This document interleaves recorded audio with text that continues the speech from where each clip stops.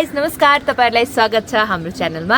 आज म चाहिँ कपाल कसरी सिल्की गराउने एकदम जरुरी हुन्छ नि, हाँगाहरू आएको चाया परेको त्यसलाई चाहिँ कम कसरी गर्ने, घटाउने कसरी र राम्रो कपाल सिल्की कपाल कसरी बनाउने भन्ने तरिका सिकाउँछु है त।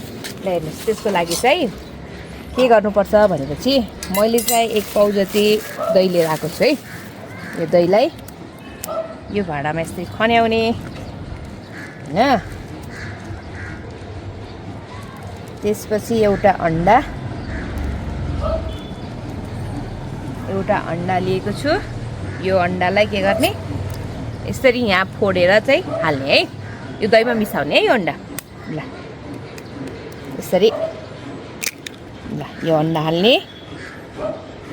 त्यसपछि चाहिँ यो मैले 1 चम्चा जति मेथीलाई पिसेर राखेको छु। यो मेथी पिसेको पिसलाई पनि यहाँ मिसाएर यसलाई मजाले मोल्ने है। यसलाई मजाले फिट्नु होला, मजाले फिट्नुपर्छ है।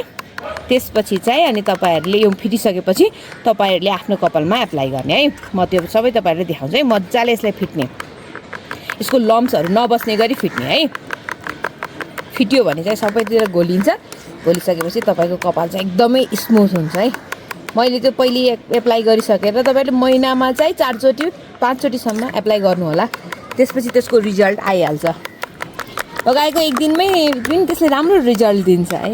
यो मेरो चाहिँ सेकेन्ड टाइम हो तपाईहरुलाई शेयर गरेको, आफ्नो कपाल पनि राम्रो भएको भएर।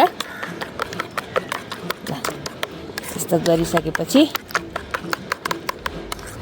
यसरी फिटिसकेपछि चाहिँ अब हेर्नुस् है, यो सबै मजाले फिट्यो हैन।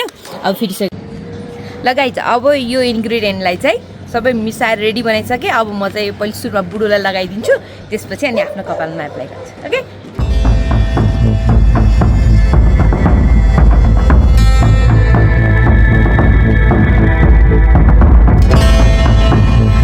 गाइज, अब चाहिँ मेरो पालो है। बुढोको कपालमा लगाइदिसकेपछि अब आफ्नो कपालमा लगाउने। मेरो कपाल अलिक लामो छ, त्यही भएर अलिक टाइम लाग्छ। यसरी पहिले जरा जरामा लगाउनु होला, यसरी मजाले। कस्तो आनन्द गराउँछ झन् गर्मी महिनामा, जाडोमा भन्दा गर्मी महिनामा बढी लगाउनु होला, किनभने जाडोमा अलिक चिसो हुनसक्छ। गर्मी महिनामा मस्तै लगाउने कपालमा, यस्तो मजाले मालिस पनि गर्दै जानु होला।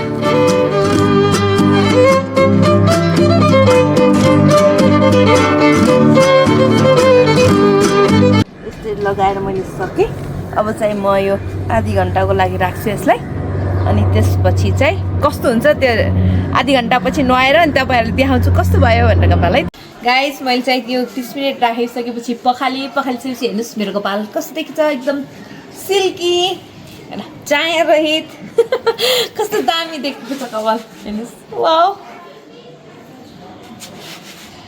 यो भिडियोलाई लाइक कमेन्ट शेयर गरिदिनु होला र यस्तै भिडियो तपाईहरुलाई मन पर्छ भने हाम्रो च्यानललाई शेयर सब्स्क्राइब गरिदिनु होला।